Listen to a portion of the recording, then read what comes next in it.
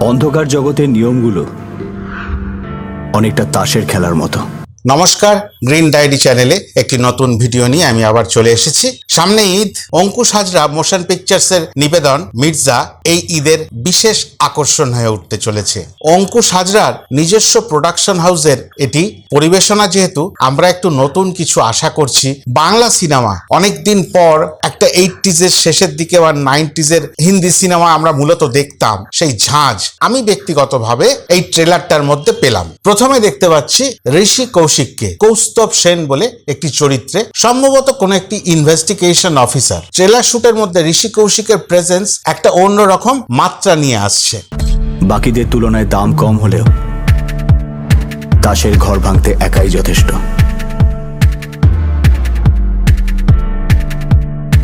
গোলাম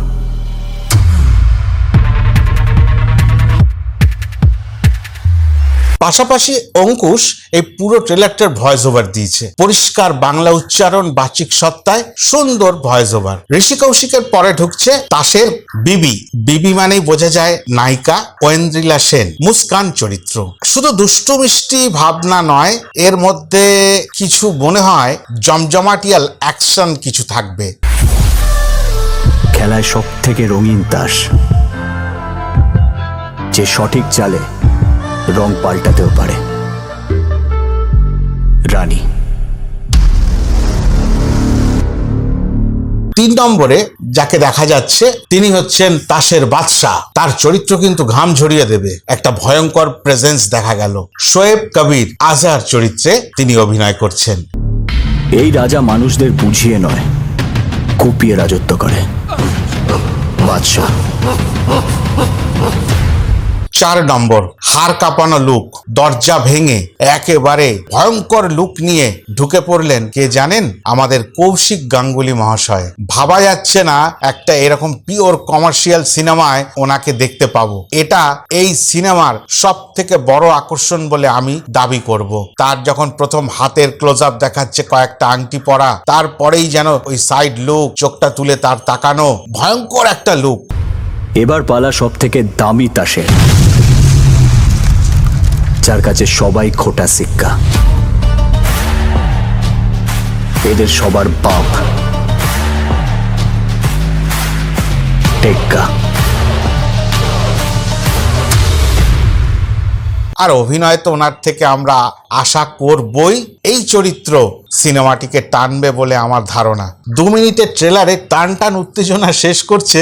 যে সবার আগে আসতো, অন্যান্য নায়করা যদি নিজে প্রডিউস করেন, তখন কিন্তু প্রবণতা থাকে নিজেকে শুরুতে দেখানো, নিজেকে একটু বেশি করে দেখানো। কিন্তু না, অঙ্কুশ করলেন একটা চরম কাজ। কি কাজ? উনি ঢুকলেন শেষে, ওপর থেকে জাম্প করে একেবারে একটা প্রপার ল্যান্ড করে, সিঙ্গেল হ্যান্ডেড ল্যান্ড, এবং সেটা একটা অদ্ভুত সুরমা চোখে, একটা স্যান্ডো গেঞ্জি গায়ে। কই বাত হ্যায় ইসমে। কিন্তু খেলায় এমন একটা তাসও থাকে যার জন্য কোনো নিয়ম তৈরি হয়নি, কারণ সে নিয়ম মানতে নয়, ভাঙতে এসছে। জোকার।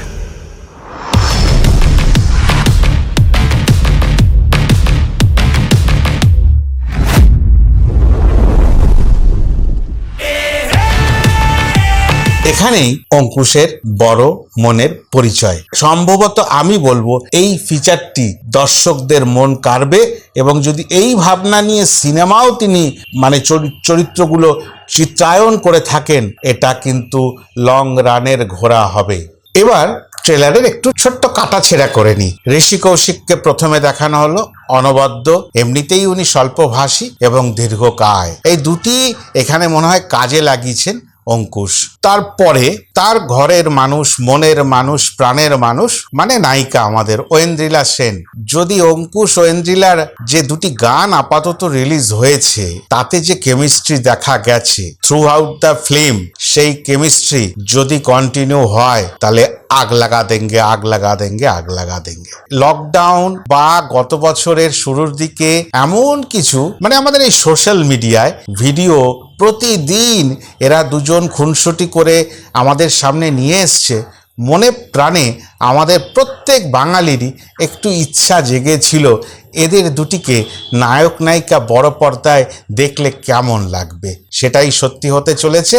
মানুষ কিন্তু খাবে, গপ গপ করে খাবে।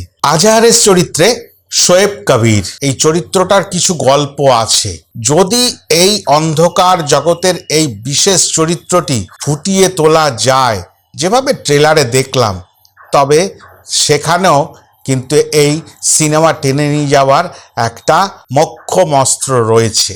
এরপর one and only Kaushik Ganguly, methodical acting বলুন, একটু অন্য মাত্রার অ্যাক্টিং বলুন, সেই অ্যাক্টিংয়ে তো তিনি প্রমাণ করেছেন। কিন্তু এই ধরনের অ্যাক্টিং আমি এই ধরনের সিনেমায় দেখিনি তাকে। তবে এরকম পিওর জমাটিয়াল কমার্শিয়াল সিনেমায় ওনার যে লুক আর ওই যে দর্শন, তার ওই চোখ দুটো দিয়ে দেখিয়ে দিয়েছেন অভিনয় জগতে। আমার মনে হচ্ছে কৌশিক গাঙ্গুলিকে নেওয়ার একটু চালাকি করেছে অঙ্কুশ বাবু।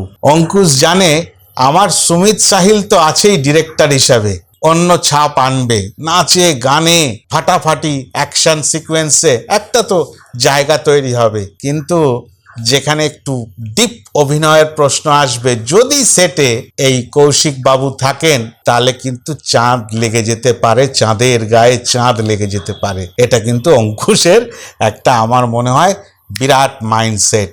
এবং যদিও উনি পরিচালক নন, কিন্তু অভিনেতা হিসাবে সেটে থেকে একজন অভিভাবক হিসাবে অঙ্কুশ যেখানে সমস্ত দাওপে লাগিয়ে দিচ্ছে, তার অর্থ একটা বড় মাপের সিনেমা, বড় বাজেটের সিনেমা করছে, তখন কিন্তু উনি চুপ থাকবেন না। ভুলটি দেখলে, ত্রুটিটি দেখলে উনি নিশ্চয়ই ওই সেটে থাকাকালীন আস্তে করে ডেকে নিয়ে বলবে, অঙ্কুশ বাবা তুই এইভাবে কর। 9 এপ্রিল 2024 ঈদের সময় রিলিজ হওয়া এই মির্জা সিনেমায় বিশেষ কেন আমরা আকর্ষণ পেতে চলেছি? কষ্টার্জিত অর্থ নিয়ে নো কম্প্রোমাইজ, মানে স্থান কাল পাত্রে কোনো জায়গায় কম্প্রোমাইজ থাকছে না। যে যতটুকু করতে চায় তাকে সেই সুযোগ করে দিয়ে অঙ্কুশ মনে হচ্ছে একটা অন্য মাত্রার সিনেমা আমাদের কাছে ঈদের সময় গিফট করতে চলেছে। তবে একটা খটকা থেকে যায়, সামনে লোকসভা ইলেকশন, চতুর্দিকে প্রচার চলছে। আমি রাজনৈতিক কথায় আসবো না, কিন্তু রাজনৈতিক বাতাবরণে আমাদের অভিজ্ঞতা অনুযায়ী একটু ডিস্টার্ব হয় সিনেমার রিলিজ, সিনেমা যে পারফর্ম করছে সেটা মানুষের কাছে তাড়াতাড়ি পৌঁছে যাওয়া, গ্রহণযোগ্যতা এনে দেওয়া, একটু কোথাও খটকা। এই জায়গাটায় আমার ব্যক্তিগত কথা, আপনাদের মতামত কমেন্ট সেকশনে জানাবেন। ট্রেলারের কথায় যদি আসি, ট্রেলারটা এত খরচা করে এত সুন্দর করে করা হলো, শুধুমাত্র হিরো কি নিজেকে একটু অবজ্ঞা করলেন অঙ্কুশ নিজেকে? অঙ্কুশের পোর্শন ছাড়া আমার বাকি পোর্শনগুলো খুব ভালো লেগেছে। শুধুমাত্র অঙ্কুশের পোর্শনে যখন তিনি বললেন ট্রেলারের শুরুতেই অন্ধকার জগতে তাসের, এরমভাবে একটা অদ্ভুত বাচনভঙ্গি দিয়ে আপনি যখন হিরো প্রথমেই দেখালেন, আপনি একটা ডে লাইটের ক্লিপ, উচিত হয়নি ওটা। মানে আমার ব্যক্তিগত মতামত, অন্যভাবে নেবেন না। খুশি বা করার শুধু কাজ নয়, আমি চেষ্টা করছি একটা অনেস্ট ওপিনিয়ন দেবার। 2 নম্বর, শুধুমাত্র ওইটুকু অংশ, আপনার অংশটুকু নিয়েই বলবো। আপনি যখন জাম্প করে এলেন, তারপরেই লেখা আসলো ইন অ্যাজ, তারপরেই আপনি ল্যান্ড করলেন, কিন্তু ওই ল্যান্ডটা একটু ফেক মনে হলো। ওটা হতো না যদি ইন আর অ্যাজটা, ওই ল্যান্ড আর ক্লোজ ট্রিটমেন্ট, আপনার মাথা তুলে এরকম করে দেখা, এই দুটোর মাঝখানে ঢুকিয়ে দেওয়া যায়, তাহলে দেখতেন ওটা কিরকম দেখতে লাগতো। আমার ধারণা, আমার ছোট মাথায় বড় কথা বলা হয়ে যেতে পারে, নিজ গুণে সবাই ক্ষমা করে নেবেন। এবার 2টি গান রিলিজ হয়েছে। আমি কিন্তু দেরিতে, আমার ট্রেন দেরিতে চলছে। 2টি গানের একটি গান 12 দিন প্রায় আগে, মানে একটি লাভ সং গালিব বলে, আমার কাছে অসাধারণ, মানে বেকড রসগোল্লা, কি আস্বাদন। আমি খুব তৃপ্তি পেয়েছি। একটা হয় না, একটা চোখের তৃপ্তি, একটা খাওয়ার তৃপ্তি, একটা সব কিছু তৃপ্তি হয় না, চোখ মন খুব তৃপ্ত হয়েছে। ওই যে দুজনের কেমিস্ট্রি অসাধারণ অসাধারণ।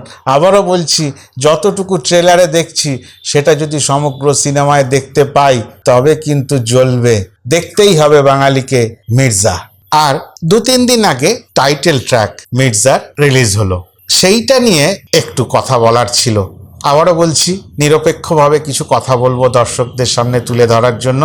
অঙ্কুশ দাদা ভাই ওটা জমেনি, কেননা প্রথম কথা হচ্ছে গানটার মধ্যে না ঝাঁঝ নেই, একটা চার্জ থাকা দরকার। কেননা আপনার ওই অন্ধকার জগৎ থেকে আপনার ওই প্রথমে যেভাবে দেখানো হচ্ছে সেই জায়গায় আপনার এই গান ঠিক যেন খাপে খাপ হচ্ছে না। আরেকটু দরকার ছিল ওই গানের গায়কির মধ্যে ঝাঁঝ। মিউজিক ঠিক ছিল, তবে অনবদ্য, আবারও বলি, আবারও নিরপেক্ষ। অঙ্কুশের ডান্স বলার নয়, তবে অতিমাত্রায় কিছু না, ছোট ছোট স্টেপ, প্রচুর ডান্সার নিয়ে হিউজ একটা সেটের ওপরে বাংলা সিনেমায় চট করে ওই ধরনের গানের শ্যুট আমরা খুব কম দেখতে পাই। মুম্বাই সিনেমার সঙ্গে টক্করের গান হতে পারত যদি গায়কিতে আরেকটু ঝাঁঝ আনা যেত। একেবারে রৌদ্র উজ্জ্বল চোখ, সুরমা পরা, অসংখ্য বাচ্চার আর্তনাদ, মেছো গন্ধ নিয়ে আসছে মির্জা। আমরা সবাই অপেক্ষায় রইলাম, আশা করি আপনারাও অপেক্ষায় রইলেন। ভিডিওটা ভালো লাগলে লাইক, কমেন্ট, শেয়ার করবেন, আর যদি খুব ভালো লাগে তাহলে একটু সাবস্ক্রাইব করে নেবেন, সঙ্গে থাকবেন, আর সবাই বাংলা সিনেমার পাশে থাকবেন। নমস্কার।